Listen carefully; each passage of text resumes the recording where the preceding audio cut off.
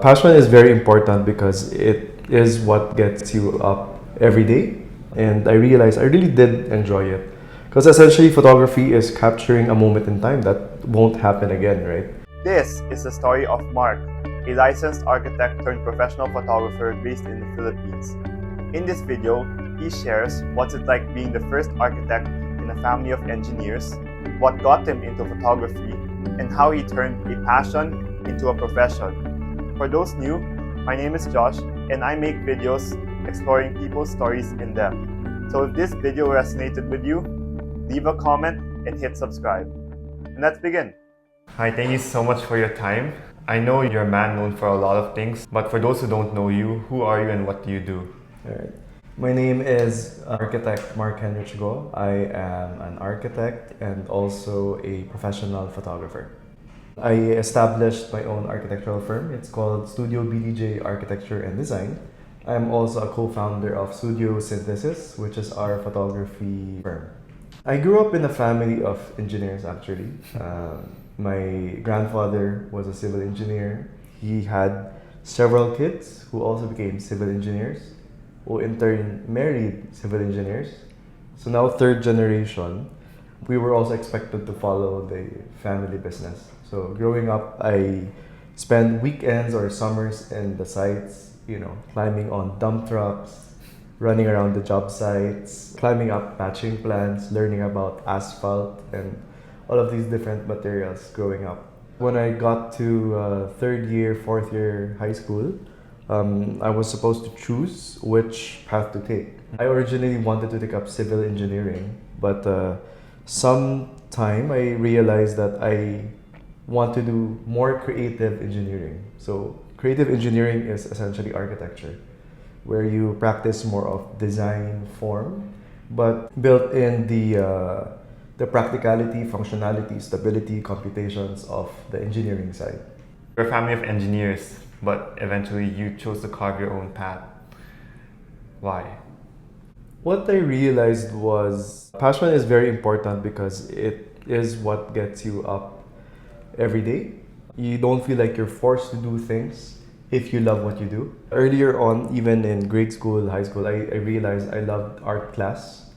I loved constructing things with my hands, designing things. Later on, that led me to a crossroads. Should I take up civil engineering, which was really planned for me ever since the day I was born? Everything is set up, the business, the systems, the workflow. But instead, I decided to take up architecture, so I'm the first architect in the family. It's nice because there's a synergy between engineering and architecture. Like, I know you are taking up civil engineering. Yes. So sooner or later, you'll work with architects, designers, and everything. And it's a common misconception that there's always an argument between architects and engineers. Architects design seemingly out of the box. Engineers are left with having to make it buildable. But I see it in a different way, that both architects and engineers, they both all want the same thing. And that's to make sure that the vision that the architect comes up with the end goal of the client, we're working together as a team in order to make that vision into reality. And that requires both design and engineering to make that happen. Now you said you grew up liking art classes, and passion is what drives us to become who we are, and a huge part of your life has to do with photography. So how did it actually come into the picture? When I was in high school, that was the time that phones started coming up with better cameras. It was the Nokia N72 at that time. That was the time when it started becoming a real camera from just a feature that you barely use. And that's when I started realizing my passion for photography. Growing up, my mom would always tell me as we drive around, like, hey, look at the amazing view, appreciate what you see around. So what I realized is I not only appreciated with my eyes, but also appreciated wanting to capture that. And so it was from those early days that I started dabbling into photography. Mm-hmm. And I realized I really did enjoy it. Because essentially photography is capturing a moment in time that won't happen again, right? Each one of us sees the world differently. Photographers, in a way, see the world with interesting eyes. The way photographers frame things, the way we compose images, it allows you to bring out the best in what you see. And that is what also design is. You're able to look beyond what is in front of you, design above what you see, and tap into the realm of the unbuilt yet. Photography is in that same vein. You're taking something out of the blue and transforming it to something that is really unique in its own way. So for me, I got into photography first in high school using cell phone cameras. When I graduated, my parents gave me my first DSLR, and that's what started my whole career in photography. I never took up formal photography lessons. I was self-taught in photography. I read a lot of books, I read online, I frequently practiced. Again, every shot is free already at this point, so I kept practicing, honing my skills. I think that was where I started to improve. And then in university, I joined a lot of photography competitions. It's within competition that you create your drive for trying to be one of the best. It's not in essence always trying to be number one, but you always want to push yourself to be better than what you were previously. So fortunately in the university, I won a lot of photography competitions through the years. So this got me much deeper into photography.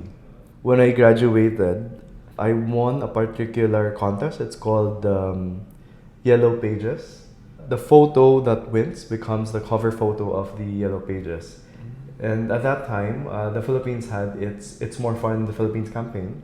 So the competition was sponsored by DOT. Yeah. So after I won that competition, before I graduated, they called me up. They asked me, "Hey Mark, do you want to work for us?" So I was asking them, "What do you mean?" So they said, "We'll fly you around the country. We'll pay for your airfare, your food, your lodging, everything." So that was what got me into professional photography. You could always pursue photography as a passion, as a hobby of yours. The moment it becomes professional photography is when people start paying you or commissioning you for your work. For me, the main reason I shifted from being a hobbyist to become a professional photographer is because in professional photography, you are forced to push yourself to get better. If it's a hobby, you shoot, you don't make it, it's fine. But in professional photography, you need to get the results regardless of the situation. So turning professional allowed me to push myself further. So not only was it a career or a source of income, it was a way for me to fuel my passion to the next level. So is there a framework for you to turn a passion into a profession? Yes, I've been thinking about that a bit. And if you think about it, every professional, in a way, turns their passion into a career. For example, photographers turn photography into a career. Doctors turn their passion about people, caring for others, medicine into a career. I think photography is just more unique in the sense that it's not so typical. It's not a governed profession in that sense. So a formula that does work is you really have to decide if you want to keep it as your passion or you want to take it to the next level as a career. If you take your passion into a career, it really may affect how you see it already because you're forced to do so. It's not because you want to do so. But my motivation was different. I wanted to turn professional because it forced me to be better. And again, the money, the career only followed after. Right. Because every day you get up, you shoot for the project. You're not shooting for the client, you're shooting for yourself. You want to be better than other people in the field. You wanted to see yourself improve. How can I shoot faster, better? How can I make my images stand out more? So for me, my drive wasn't really for the client. The drive was for myself. If I'm able to please myself, my standards, then I'm sure the clients would also be satisfied. So I guess the framework that I work with is to have something so special that you're able to offer to anyone else who would actually exchange money for the passion you're able to do. But you have to think first, is there a market for that? What aided me in the career photography is that's when it transitioned from print ads to digital. So suddenly people needed a lot of photos to market their products, their services, their businesses. So I was right in the right time to ride that wave of going digital. So first try to understand if you really want to convert your passion into a career. Because sometimes by doing so, you might lose that passion because you're forced to do things not because you love doing them. So on my part, I actually wanted to get better. That's why I turned professional. So when did you turn pro for photography? I turned pro for photography 2014, a few months before graduation. Wow. Normally, in architecture, you had to present a thesis and defend it. I was one of the first who was selected to present the thesis. I had about a month or two before graduation, but I had all my requirements done. So that's when the Department of Tourism called me up and asked me to shoot for them. So from then on, I spent the next 2 years traveling the country from Baguio to Boracay, from Davao to Bohol to Bacolod. That was, I think, my first gig into the professional photography business. Then from there, I had a lot of clients coming in. I had SM, who asked me to shoot for their projects, Petron, Meralco, and other brands. So that's what really started my career in photography.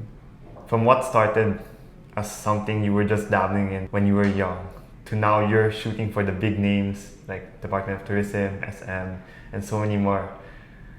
As you pursued photography, there was also a trade-off that came with it, which meant that your pursuit of the architect title was delayed. So how did you feel towards that? In architecture, after graduating from university, you normally have to take 3,840 hours, which is roughly equivalent to 2 years of internship, apprenticeship, before you're eligible to take the board exams. So most of my peers, after graduation, automatically went into apprenticeship. I, on the other hand, pursued my photography.